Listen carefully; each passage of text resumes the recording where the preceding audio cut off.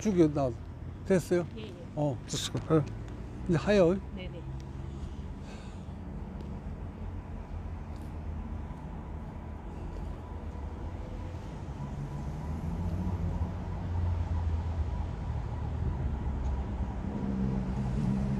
여러분 반갑습니다. 이번 시간에는 제 젊은 날에 그 여러 가지 얘기 중에 아주 그 참 재밌고 감동적이고 자랑스러운 일화 하나를 소개하고자 합니다. 젊은 날에 부산서 사립중학교 국어선생을 했습니다. 그때 입시 제도가 그 초등학교 졸업하면 그 시험을 치는 게 아니고 뺑뺑이를 돌린다. 뺑뺑이 뭐 이렇게 추첨하는 거 뺑뺑이 그걸 해가지고 학교를 이제 1학군, 2학군 그 지역별로 정해진 그 안에서 자기가 선택한 학교를 가는 거예요. 근데 내가 있던 학교가 그 부산에 있던 사립학교입니다. 사립학교 신설 사립학교입니다. 그래서 학교 뭐 울타리도 없고 교문도 없고 뭐 아주 낡은 뭐 그 이상한 뭐 창고 같은 건물 뭐 이런 게 있고 뭐 아주 부산에서 제일 그 시설이 열악한 그런 학교였습니다. 근데 제가 1학년 담임을 맡게 됐는데 담임 선생을 맡았는데 우리 반에 그 누가 왔냐면 그 유명한 재벌 회장 아들이 우리 반에 추첨이 돼가지고 우리 학교에 오게 됐습니다. 근데 내가 걔의 담임을 맡게 됐습니다. 그런데 그 걔는 우리 학교에 입학이 그 학교가 배정이 당첨됐을 때 그 입학 수속을 밟기 위해서 학부모가 와서 뭐 서류도 갖고 오고 뭐 이렇게 절차를 밟아야 되는데 학부모가 안 왔습니다. 안 오고 밑에 부하 직원 누구를 시켜서 그래 와서 접수를 하고 했습니다. 그러고 입학식 날이 됐습니다. 학교에서는 그 유명한 재벌 회장이 오나 하고 기대를 은근히 했나 본데 재벌 회장이 학교에 안 오고 그 가족들이 아무도 안 왔습니다. 입학식 날. 그래서 학교 다른 선생들은 좀 그걸 이상하게 생각했나 봐요. 나는 그때 뭐 그런 데를 아무 관심도 없고 몰랐으니까 뭐 그게 뭐 특별한 의미가 있거나 말거나 나는 관심이 없었습니다. 그랬는데 걔가 우리 반이 되었습니다. 그래서 사람들 눈치가 나를 부러워하는 눈치였습니다. 걔가 우리 반에 오게 됐으니까. 근데 이제 첫날 그 급장, 그때는 급장이란 말 쓰는데 학급, 급장, 반장, 선거를 하게 됐습니다. 그건 직선제입니다. 임명이 아니고 애들이 직접 투표하는 거예요. 그래갖고 후보자가 한 30명 나왔는데 걔가 아주 압도적으로 당선이 됐습니다. 걔는 부산에서 제일 좋은 사립국민학교에 정교 어린이 회장을 했습니다. 그리고 애가 아주 리더십도 있고 아주 똘똘하고 멋있는 애였습니다. 자신감도 넘치는 그런 애였는데 걔가 반장에 당선이 됐습니다. 그래서 내가 그 걔한테 말했습니다. 야, 너 반장 당선돼서 선물을 멋있는 걸 주겠다. 그래서 네가 만약에 내가 주는 선물이 마음에 안 들면 거절해도 된다. 그럼 너한테 안 주고 딴 놈한테 내가 주겠다 했습니다. 그 아이들이 뭘 선물로 주나 궁금해했습니다. 그때 선물은 제일 공책 몇 권, 연필 한 타스, 아니면 제일 큰 선물이 그 국어 조그만 휴대용 사전 이런 거 그런 게 제일 큰 선물이었습니다. 그런데 내가 준 선물은 무엇이냐면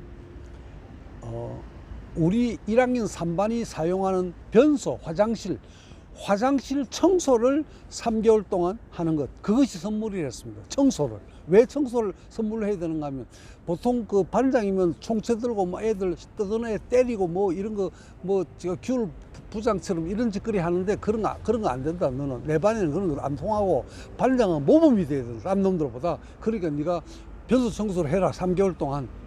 그래서 3개월 되면 내가 그 기억을 못하니까 변소 청소 3개월 다 했습니다. 그러면 내가 딴 놈한테 시키겠다. 그랬습니다. 그래 아이들이 다 눈이 휘둥그랬습니다. 어머, 선물을 어떻게 공책을 한 권 주는 것도 아니고 변소 청소를 반장 당선돼서 주었으니까. 자, 그랬는데 그 다음날 아침에 내가 출근하니까 교무실에 들어가니까 교무실에 제일 높은 어른이 교감 선생님입니다. 제일 안쪽에서 다른 선생을 다 내려다보고 이런 위치에 앉아 있습니다. 입구에서 저 현관에서 현관문을 열고 그 교무실 문을 열고 들어오니까 교감하고 눈이 딱 마주쳤는데 교감 옆자리에 마카오 양복을 입은 노 신사 한 분이 앉아 있습니다. 그래서 나하고 교감하고 반갑습니다 인사를 하는데 교감이 그 옆에 노 신사 귀에 대놓고 뭐라고 한마디 살짝 했습니다. 그게 아마 이렇게 말했나 봐요. 지금 들어오는 저 선생이 송현 선생이다 이렇게 말했나 봐요. 그러니까 이 사람이 이 노 신사가 벌떡 일어나 가지고 나한테로 막 달려 막 빨리빨리 잽싸게 이렇게 걸어왔어. 와가지고 나한테 거의 90도 각도로 허리를 굽혀서 인사했어. 내가 아무개 앱입니다. 우리 반 반장의 이름 걔 아무개 앱입니다. 선생님 어제 우리 아무개가 집에 와서 선생님한테 반장 당선된 선물 받은 얘기를 듣고 저는 너무 충격을 받고 감동했습니다. 나는 이 학교가 처음 뺑뺑이에 당첨됐을 때는 제일 부산서 엉터리 똥통학교 재수없는 학교 추첨됐다고 저와 저희 내자는 일주일 동안 밥을 못 먹어서 실망해가지고 그래서 입학수속 밟을 때도 안 오고 입학식 날도 안 왔습니다. 그랬는데 어제 반장 당선된 축하 선물을 화장실 청소하는 걸로 받았다는 걸 듣고 너무너무 놀래가지고 또 너무너무 기뻐서 선생님한테 인사하러 왔습니다. 그러는 거예요. 나는 여태까지 애를 여러 명 키워와서 선생님을 여러 명 상대를 봤는데 선생님처럼 멋있는 선생님 처음 봤습니다. 그래서 선생님이 이 학교에 계시기 때문에 이 학교가 부산 시내에서 대한민국 전체에서 제일 좋은 학교라고 생각이 바뀌었습니다. 이렇게 말하고 갔습니다. 그리고 그 뒤에 그분은 우리 학교를 위해서 뭐 여러 가지 좋은 도와주고 이런 걸 수없이 많은 걸 도와주었습니다. 후원했습니다. 근데 그런 건 공적인 일이고 나 사적인 얘기 한 가지를 지금 하려고 합니다. 어느 날 전화가 왔습니다. 송 선생님, 내가 송 선생님한테 개인적으로 선물을 하나 하고 싶다, 사적으로.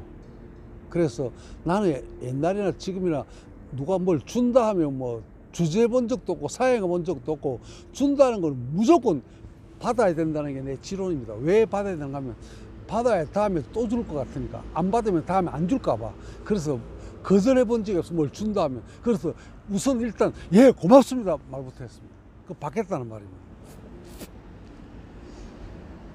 그때 선물로서 특별한 선물로 제일 중요하면 양복 선물입니다. 양복은 요즘은 잘 모르겠는데 그때는 맞춤 양복, 지금은 이제 유명 상표에서 나는 양복, 세상이 좀 달라졌는데 그때는 맞춤 양복, 유명한 양복점에서 맞추는 겁니다. 그래서 마치 또 미장원도 그 동네 그 아주머 혼자 사는 조그만 미용실하고 큰 미용실하고 값이 차이가 몇 배, 10배나 뭐 이렇게 비싸게 차이 나는 것처럼 양복도 동네 싸구려 양복점에서 맞추는 양복하고 부산에서 제일 유명한 남포동 광복동에 있는 양복점, 최고 양복점, 그거는 아마 5배, 10배, 6배, 한 10배 정도 차이가 납니다. 양복 시세가. 그런 시절이었습니다. 그래서 인류회사 양복은,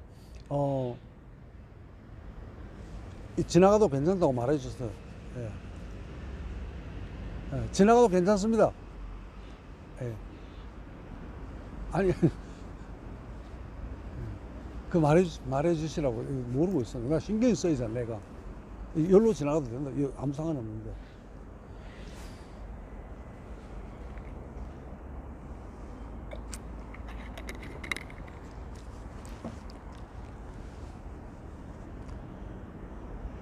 어디까지 얘기했나? 양복점. 양복 선물하는 것이 가장 큰 선물이었습니다. 최고의 선물이었습니다. 그걸 아무나 선물을 한 것도 아니고. 그런데 그 회장님이 나한테 선생님한테 선물하고 싶습니다. 양복을 한 벌 선물하고 싶습니다. 그래서 부산서 제일 고급이 그때 남포동이 제일 유명한 고급 동네고 그 옆에가 광복동입니다. 광복동 남포동 한 골목 차입니다. 거기 제일 좋은 양복점 만우 양복점하고 또 무슨 양복점하고 생각이 안 나요. 그 두 양복점에 회장님이 전화로 부탁을 해 놓을 테니까 아무 때라도 가서 양복은 꼭 재야 되니까 길이를 치수를 재야 되니까 그 완성품이 아니고 재서 만드는 거니까 한 번은 가야 되는 거예요. 그래서 또 두 번은 가야 돼요. 가봉하러 또 한 번 가야 되고. 그래서 언제든 한번 가시래요. 자기가 말해 놓겠다고. 그래서 고맙습니다 하고 전화를 끊었습니다. 일주일이 지났습니다. 그 회장님이 또 전화 왔습니다. 선생님, 제가 한번 확인해 보니까 아직 양복점에서 선생님이 안 다녀가셨다 하는데 되게 바쁘신가 봐요. 선생님 언제 짬을 좀 내세요. 그러고 전화를 예 하고 전화를 끊었습니다. 또 일주일이 지났습니다. 또 전화가 왔습니다. 선생님 되게 바쁘신가 봐요. 되게 바쁘신가 봐요. 그러면 이렇게 하면 안 되겠습니까? 선생님이 바쁘시니까 양복점에 가실 시간이 없는 것 같으니까 제가 양복점에 특별히 부탁을 해서 재단사를 선생님 댁으로 남 눈에 안 띄는 밤에 몰래 댁으로 보내면 안 되겠습니까? 이거 와 고수요 고수. 그래서 내가 그 소리를 듣고 내가 이렇게 말했습니다. 아무개 아버지 고맙습니다. 사실은